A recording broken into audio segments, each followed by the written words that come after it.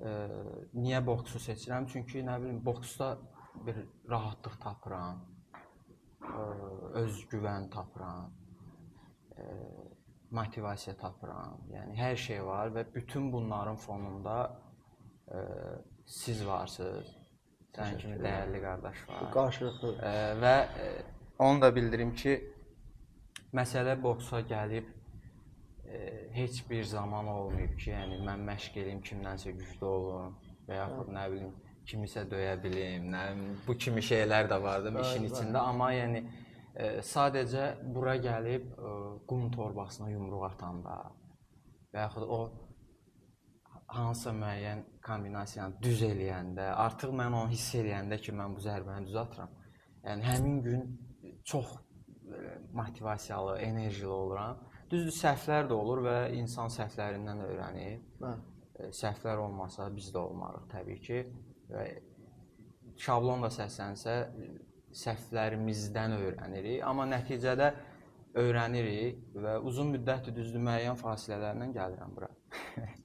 Hər dəfə sən özün nə deyirsən ki, davamiyyət. Amma təbii ki, iş məsələsi var, müəyyən şəxsi məsələlər də var ki, düz bəzən tənbəllik də olur, bunda yəni normaldır. Yəni, amma hər dəfə gələndə bura ürəyimi qoyuram və sevgi ilə gələm və sizinlə belə həm boks öyrənmək, həm ümumiyyətlə hər şeydən danışırıq, yəni fəlsəfi, həyatı. Yəni bir növ sizin o işinizə ürəklə yanaşmağınız da var. Mənim üçün o bir dəfə, ilk dəfə daha doğrusu İdman TV-yə dəvət edəndə o həyəcan, atmosfer həqiqətən məni öldürmüşdü da. Heç mən indi müəyyən dövrdə döyüşsəm də o qədər həyəcan keçməmişdim. Əsas da o gəldim, Auranı gördüm. Mən belə desək də, həmin o dövrdən bu yana kimi doğrudan da böyük təsir oldu öz-özlərimdə işləməklə bağlı. Çünki mənim üçün böyük bir dəstək idi, mənim üçün böyük bir motivasiya idi ki, doğrudan da yəni belə desək də, biri var o şey üçün sən çalışırsan ki, çalışsınlar, bir də var ki, sən işi görürsən və həqiqətən də işin içindən bir dəvət alırsan.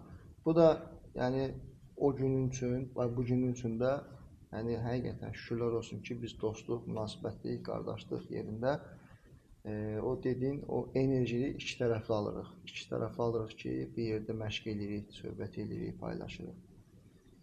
Sualım nədir? Zaten onsuz da biz danışmışıq.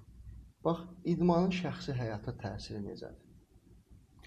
İdmanın şəxsi həyata təsiri əslində çoxdur. Məni tanıyanlar, yəni uşaqlıqdan tanıyanlar yaxşı bilir ki, mən sözün həqiqi mənasını idmanla yaşayan insanım.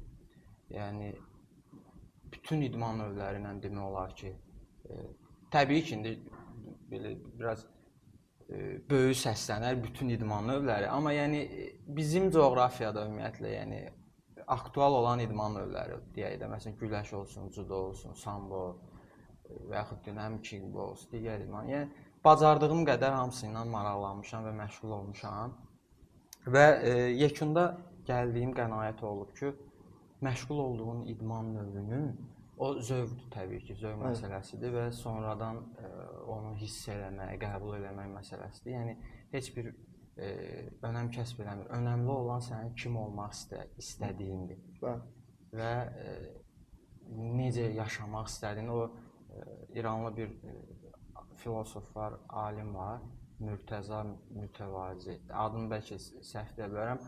Bir dəfə onun tələbəsi ondan soruşur ki, o tələbəsindən daha doğrusu soruşur ki, kim olmaq istəyirsən? Tələbəsi qayıdır ki, mən siz olmaq istəyirəm.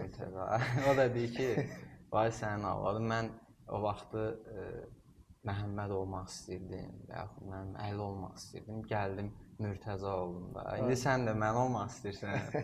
Yəni, biraz hədəflərini böyük götürməlisən, yəni dolayı yolla elə gəlsin. Amma əslində insanın şəxsi həyatına idmanın təsiri müəyyən mənada kim olmaq istəməyindən də asılıdır. Məsələn, burada disiplin də var, həyata baxış da var və çatmaq istədiyin bir nöqtə var, hansı ki insan idman eyni zamanda disiplindir. Mən belə fikirləşirəm. Əgər sən bədəninin qayğısına qalırsansa, sağlığının qayğısına qalırsansa, bir növ özünü sevməlisən də. Yəni şəxsi həyata təsiri həm bu tərəfdən var, həm az əvvəl dediyim kimi, yəni güc tərəfdən var. Mən düzü nə qədər belə biraz kobud səslənsə də mən həmişə bu fikirdə olmuşam ki, kişi güclü olmalıdır.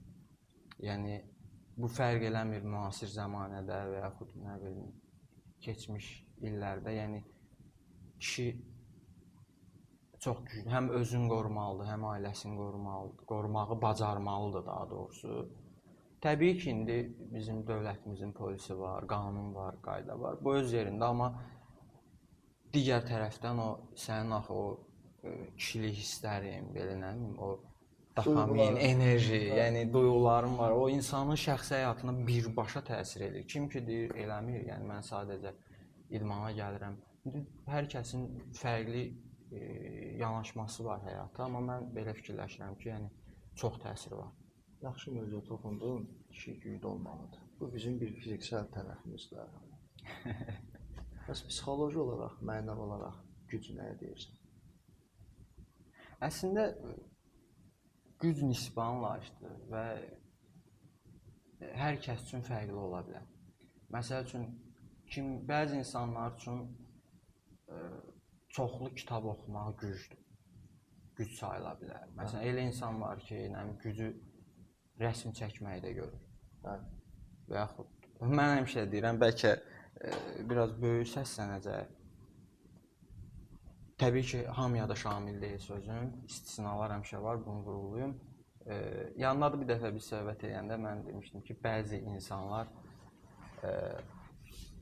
boksa gəlirlər və yaxud hansısa bir idman növünə yazılırlar ki, işlərində bir qorxu var və güclü olmaq istəyirlər. Məsəl üçün, mənə həmişə maraqlı gəlir ki, bir insan əgər gedir pianino çalır və xoşbəxt olursa və yaxud gitara çalır, xoşbəxt olursa, yəni o da əslində bir gücdür. Enerji alır. Yəni o da ondan enerji alır və güc onun üçün o gücü o gitara çalmaqda, tar çalmaqda görür. Yəni hər kəs, məsələn adam var, gəlib məşq eləyib, böyük, nəhəng görür. Əslində travmalardır hamısı və uşaqlıqdan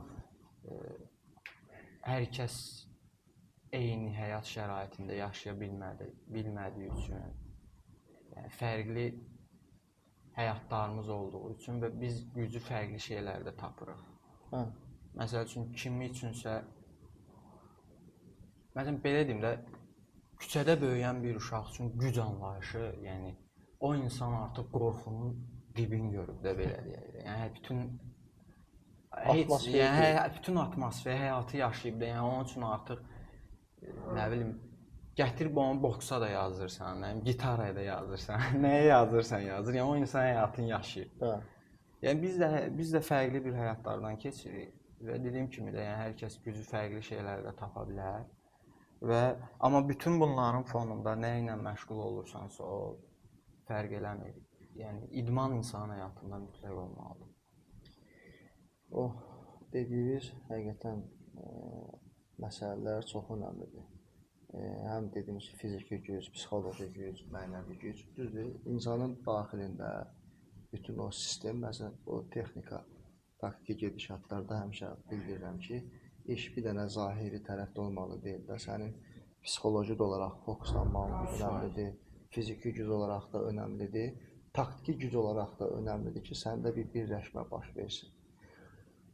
Bizim ümumi məşq prinsipində əsasda indi müəyyən uşaqlarla işləyəndə də diqqət edəcəyim əsas odur ki, hər hansı bir tapşırıq zal daxil olsun, fərq eləmir deyək ki, bizim çöl həyatımızda olsun, sənin üçün bir istiqamət verməlidir. 100%. Çünki bizim müəllim də o vaxt dediyim kimi ringdə tapşırıqlar verəndə o ringin içini, həyatı bir proseslə başa salır. Və doğrudan da bax, zamanla biz onsuz bunu dərdləşmişik, indi bir çəkiliş olaraq da edirik. Nə qədər idmançılar oldu ki, nəticələr verdilər, uğurlar əldə elədilər, amma şəxsi həyatda böyük bir bataqlığa düşdülər. Bəli. Çünki o belə deyək də, o məşq prosesləri, müəllimlə olan o məşqlərdəki gedən proseslərdə onlara bir növ də ancaq fiziksel güc anlayışı verildi. Psixoloji, mənəvi güc verilmədi, aşılanmadı. Bax belə deyərək. Əslində düz mövzuya toxundunuz bana. Məsələ nədir? Dünyada bir çox tanınmış idmançı var. Yəni əksəriyyəti də götürənəm Cristiano Ronaldo, Michael Jordan, digərləri hamısının şəxsi mentoru olub. Hələ hazırki vəziyyətdə də var. Məsələn, Ronaldo'nun özündə şəxsi mentoru var.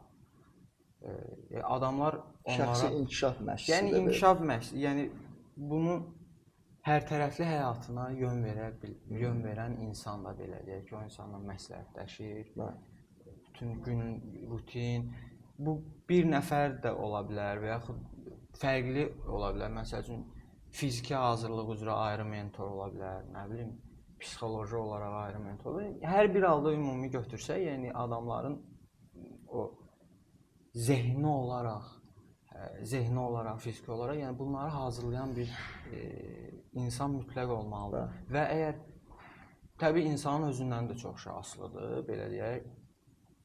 Yəni sən əgər hazır deyilsənsə, həyatda nələrlənsə üz-üzə qalmağa, nələrlənsə, yəni başa çıxmağa, belə deyək, yəni çətin olacaq. Bir söz var, deyir, əslində şablon bir söz deyir, Instagramda, yəni digər sosial şəbəkələrdə çıxır həmişə qabağıma, deyir, gəmini sahilə gətirməyin önəmlidir. Yəni heç kimin o sənin dalğalarla necə mübarizə aparmalı, yəni fikir vermir. Önəmli olan oraya gəlib çıxmalıdır. Həqiqətən də. Bəlkə də görmüsən, Həbib Nurmagomedov deyir, bir dəfə xarici tələbə gəlmişdi bizim zala, İspan idi, bilməm nəsə, ola bilərdi, qarışdıraram. Tətildə gəldi, mənə yaxınlaşdı, dedi ki, mən gedim, bir 10 gün ailəmi görüm, qayıdım, gəlim.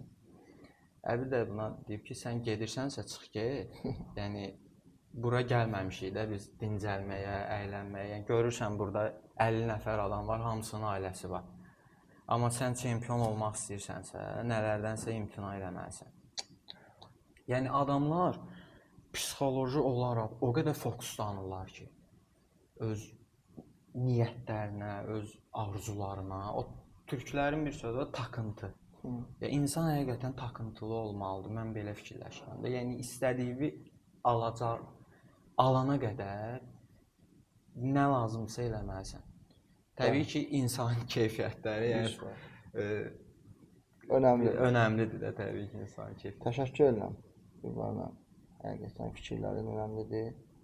Bunu xüsusi paylaşmaq lazımdır. Əslində biz Pərvin müəllimlə bu söhbətləri, ümumiyyətlə fəlsəfə, kainat, dünya, yəni çox danışırıq. Bir kamera olsa, qıraqdan kimsə çəksə bizi, maraqlı mövzular çıxar. Bugün əslində spontan alındı, amma planlı deyil. Planlı deyil. Əslində belə də gözəldir. Həyatda da elədir. Nəsə planlı olanda qaçışır istəyir. Təşəkkür edirəm. Əsas məşqdən qalmamaqdır. Əfrəm qardaş. Sağ ol. İbrahim, bu məşəmələ özün qəşəng vaxtın olduqca cəlbəsən.